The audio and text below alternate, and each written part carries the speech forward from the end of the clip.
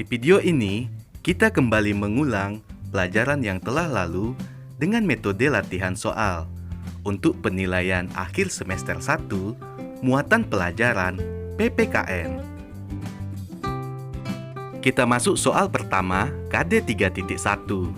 KD 3.1 ini berada pada tema 1, yaitu mengidentifikasi nilai-nilai Pancasila dalam kehidupan sehari-hari.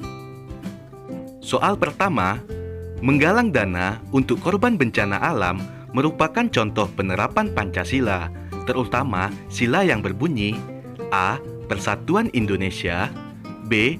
Ketuhanan yang Maha Esa, C. Kemanusiaan yang adil dan beradab, D. Kerakyatan yang dipimpin oleh hikmat kebijaksanaan dalam permusyawaratan perwakilan. Menurutmu, manakah jawaban yang benar?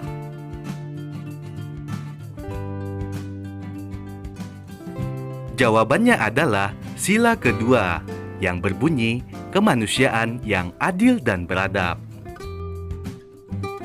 Soal selanjutnya, sikap yang sesuai dengan nilai-nilai sila ketiga Pancasila adalah A. Gemar membeli produk luar negeri, B. Gemar mempelajari tarian tradisional, C. Mengikuti musyawarah pemilihan ketua RT, D. Menghormati teman yang sedang menjalankan ibadah. Menurutmu, jawaban yang benarnya adalah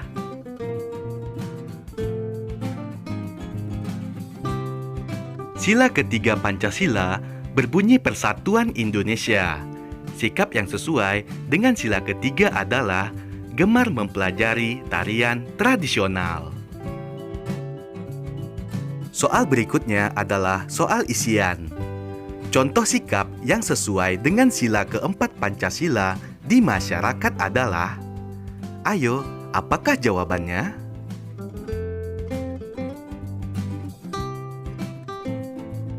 Jawaban untuk soal berikut dapat berbeda-beda. Contoh sikap yang sesuai dengan sila keempat Pancasila di masyarakat adalah mengikuti kegiatan musyawarah untuk pemilihan ketua RT. Sebutkan contoh kegiatan yang mencerminkan gotong royong di masyarakat. Ayo, tentukan jawabanmu.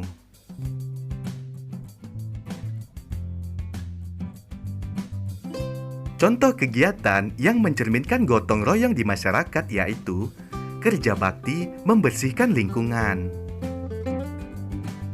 Soal selanjutnya, sebutkan masing-masing satu contoh sikap yang tidak sesuai dengan nilai-nilai setiap sila Pancasila.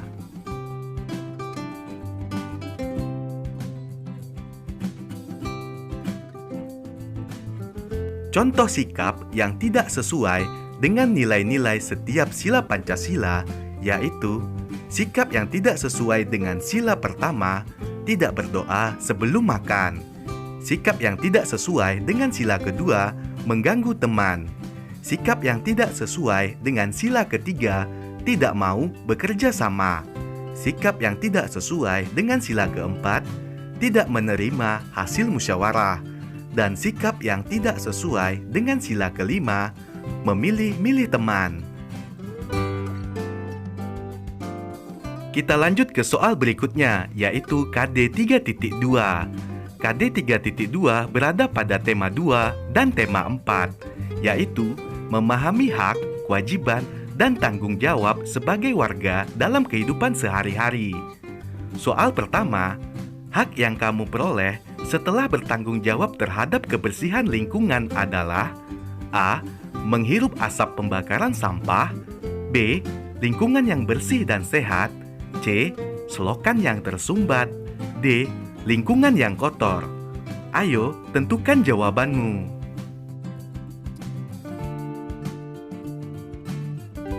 Jawaban yang benarnya adalah B. Lingkungan yang bersih dan sehat.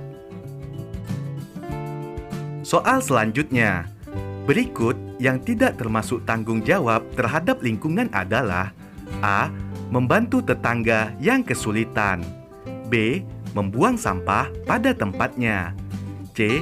Mengikuti ronda malam sesuai jadwal, D. membakar sampah di sekitar pemukiman. Ayo, tentukan jawabanmu.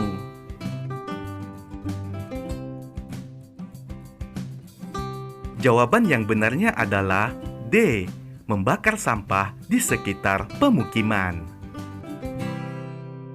Soal selanjutnya, contoh tanggung jawab siswa di sekolah antara lain: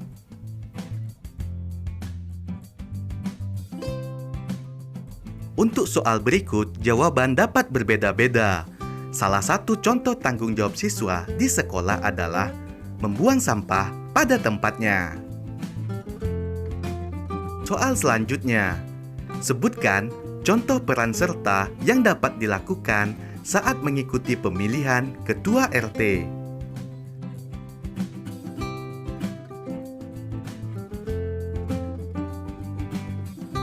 Contoh peran serta yang dapat kita lakukan saat mengikuti pemilihan ketua RT yaitu bergotong royong menyiapkan tempat musyawarah, mengamati jalannya pengambilan keputusan, membantu menyiapkan makanan dan minuman dalam kegiatan musyawarah. Soal berikutnya, sebutkan 5 akibat tidak bertanggung jawab di lingkungan sekolah. Akibat tidak bertanggung jawab di lingkungan sekolah, yang pertama, sekolah akan menjadi kotor. Kedua, suasana belajar tidak nyaman. Ketiga, mendapat teguran. 4, lingkungan menjadi tidak teratur. Dan yang kelima, mendapat nilai kurang baik. Soal berikutnya, KD 3.3. KD 3.3 berada pada tema 3, yaitu menelaah keberagaman sosial budaya masyarakat. Soal pertama, saling toleransi dalam interaksi sosial di masyarakat diperlukan untuk mewujudkan A. Kerukunan, B. Kemandirian, C. Sikap individualis, D. Ketidakpedulian sosial. Menurutmu, manakah jawaban yang paling benar?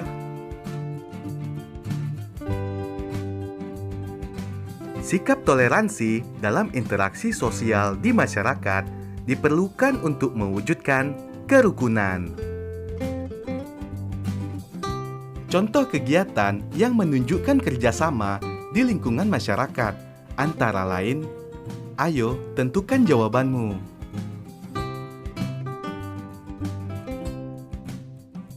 Jawaban untuk soal ini dapat berbeda-beda. Salah satu contoh kegiatan yang menunjukkan kerjasama di lingkungan masyarakat adalah kerja bakti membersihkan lingkungan. Soal selanjutnya, semboyan Indonesia adalah titik-titik, artinya titik-titik. Ayo tentukan. Semboyan Indonesia adalah Bhinneka Tunggal Ika, artinya berbeda-beda tetapi tetap satu jua. Soal selanjutnya, apa yang dimaksud dengan manusia adalah makhluk sosial? Sebutkan juga contohnya.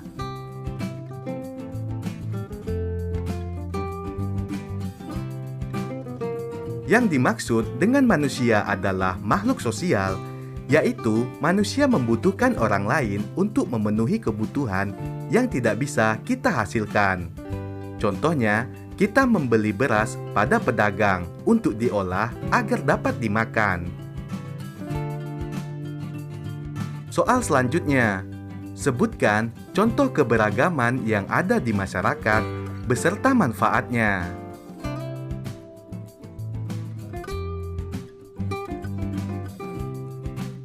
Contoh keberagaman yang ada di masyarakat, salah satunya adalah keberagaman budaya.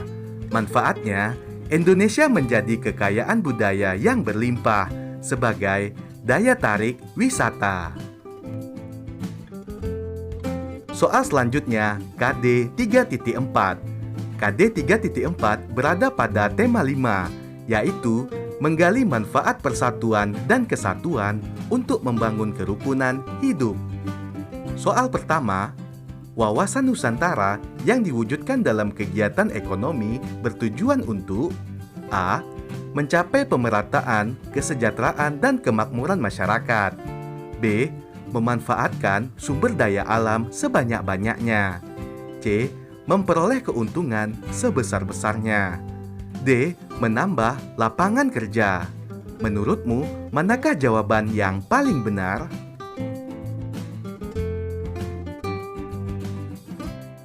Jawaban yang benarnya adalah A. Mencapai pemerataan, kesejahteraan, dan kemakmuran masyarakat. Soal selanjutnya. Contoh upaya mempertahankan persatuan dan kesatuan di lingkungan masyarakat antara lain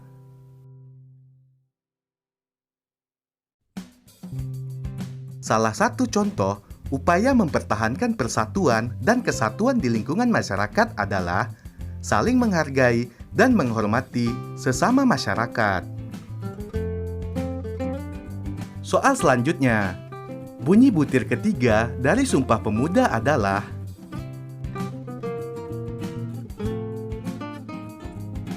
bunyi butir ketiga dari Sumpah Pemuda yaitu kami, putra-putri Indonesia, menjunjung bahasa persatuan, bahasa Indonesia. Soal selanjutnya, sebutkan 3 contoh manfaat persatuan dan kesatuan saat mengolah sumber daya alam.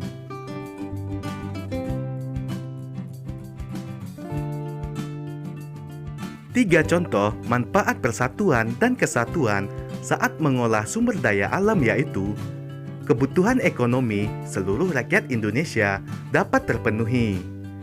Pemerataan kesejahteraan dan kemakmuran rakyat Indonesia dapat tercapai. Terbukanya lapangan pekerjaan, sehingga dapat mengurangi angka pengangguran dan meningkatkan kesejahteraan rakyat. Soal selanjutnya, sebutkan makna kesatuan sosial dan budaya bagi seluruh rakyat Indonesia.